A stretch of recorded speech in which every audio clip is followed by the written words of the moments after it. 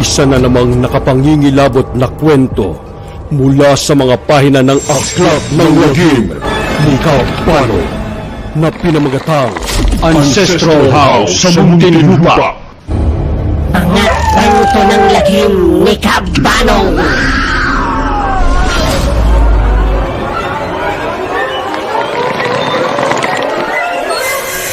Mapagpalang araw sa inyong lahat. Narito na naman ang inyong kabanong upang magbigay ng isang nakapangingilabot na pangyayari.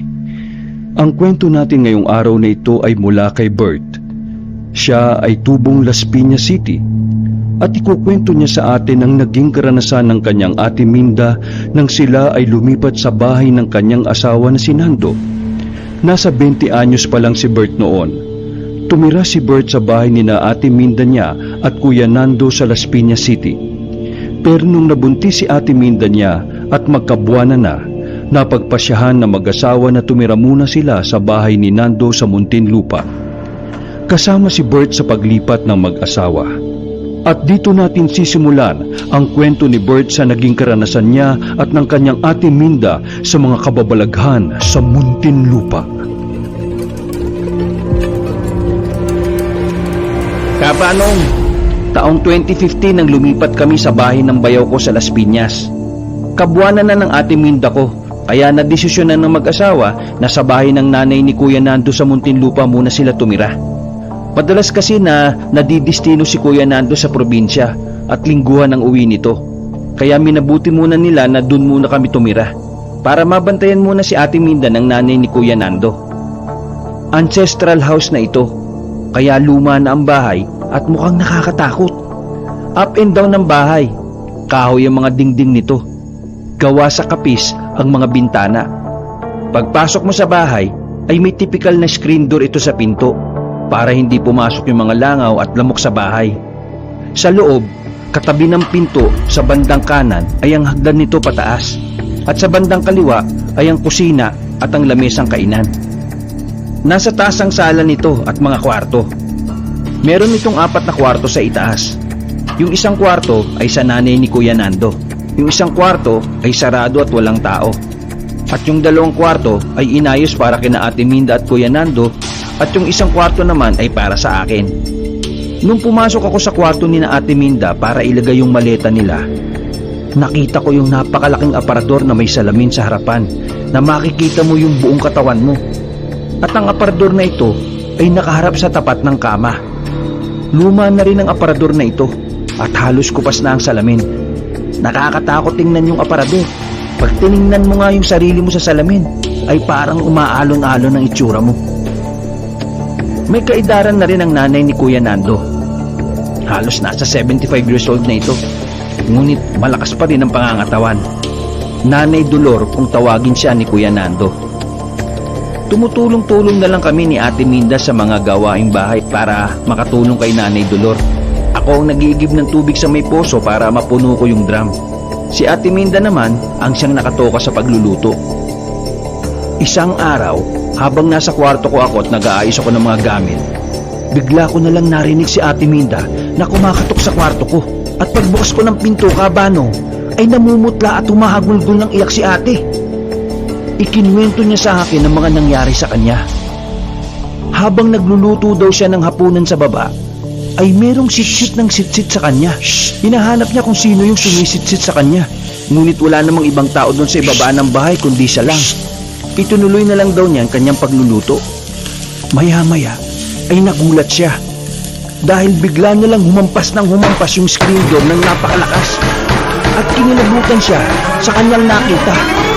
Isang babaeng nakaitim ang may hawak-hawak sa screen door at kinakalampag niya ito ng sunod-sunod habang nakatutik sa kanya ang nangingiti at nanlilisik nitong mga mata. Hindi daw malaman ni ate Minda kung ano ang gagawin. Di niya alam kung saan siya tatakbo. Hindi daw siya makalabas sa pinto dahil hawak ng babaeng nakaitim yung screen door. Nag-aalangan rin siyang umakyat sa itas dahil nakaharang naman yung katawan ng babaeng nakaitim sa daraanan niyang hagdan. Ngunit wala na daw siyang ibang choice kundi banggain na lang yung babaeng nakaitim para makakit si ate Minda sa taas. Dire-diretso daw si ate Minda sa kanilang kwarto. Napaupo ito sa kanilang kama at doon siya napahagulgol ng gusto. Ngunit pag-angat ng kanyang ulo, nakita niya daw sa kanyang harapan ang malaking aparador. Nangilabot siya sa nakita niya sa salamin. Yung babaeng nakaitim na nakatayo kanina sa ibaba, ngayon ay nasa loob naman ng refleksyon ng salamin at nanglilisik ang nangingitim na mga mata na nakatitig ngayon kay Ate Minda. Sigaw ng sigaw si Ate Minda at doon na siya tumakbo papunta sa kwarto ko. Niyakap ko ng maigpit si Ate Minda. Hindi ako makapaniwala sa mga ikinwento niya sa akin. Pero sinabi ko na lang sa kanya na manalangin na lang siya at wag na niyang hayaan ang sarili niya na mapag-isa sa anumang parte ng bahay. Sabihan niya ako para samahan ko siya kung siya ay magluluto at sasamahan ko rin muna siya sa sala kung wala si Nanay Dolor habang hinihintay niya si Kuya Nando. Isang gabi, Kabanong, habang hinihintay namin ni na Ate Minda at Nanay Dolor si Kuya Nando, masaya kami nagkukwentuhan sa may sala. Nakaupo kami ni Ate Minda habang si Nanay Dolor naman ay nagwawalis habang nagkukwento ng masayang kabataan ni Kuya Nando. Pero maya-maya, nagulat kami sa nakita namin kay Nanay Dolor. Dahil habang nakayuko si Nanay habang nagwawalis, biglang umangat ang isang kawangis ni Nanay Dolor sa kanyang katawan. Dalawang Nanay Dolor ang nakikita namin. Yung isa nakayuko at nagwawalis, at yung isa ay nakatayo. Nagngangalit ang mukha nito. Nanlilisik ang mga mata nito na tumitig sa amin ni Ate Minda. Sabay sabi ng, Umalis na kayo sa pamamahay kong ito. Kung ayaw yung pagpapapatay ko kayo, lumayas na kayo dito! Layas!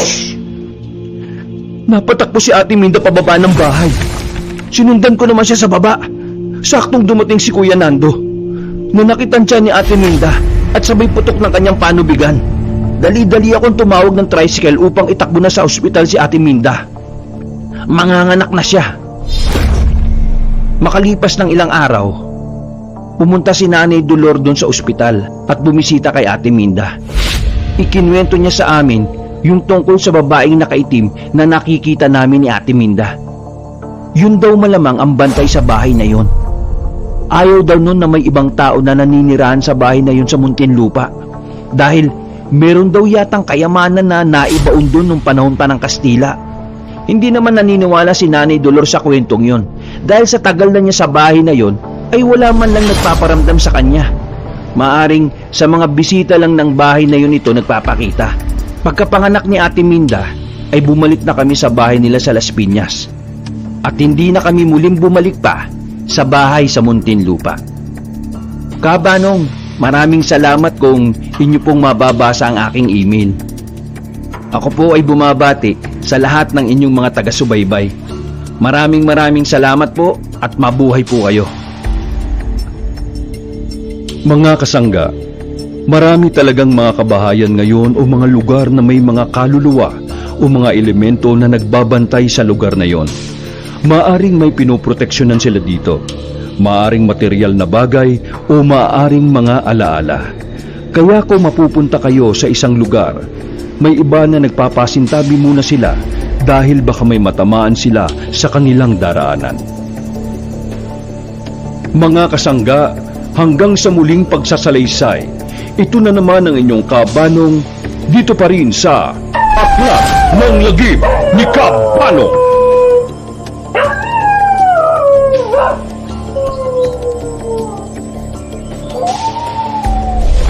Shoutout kina Z Animation, Angel Mar Animated, Teresita Espino Duazo, ang manunulat Horror Stories, Kuya Mac, Ann Regala, Nerdy Bish, Imogen, Sid Vicious, Rogelio San Jose, Marites Agraviador, Main Black Rose, Tess Watanabe of Thailand, LD476, Pauline Mosura, Papa J, Milagrosa Luke, Doha, Shaila Hart, Amihan Grande, Ang Tinig ni Gabriela, June Andre Nagar, Fernandito Ornopia, Angelo Candelaria, Elaine Almera, Budsma NB, Pinoy Nightmare Tagalog Horror Animation, Takoyami Food Kiosk, Dory Solis, Tiktilaok Stories, Jmar Villarmino, Nardi Bish, Papa J,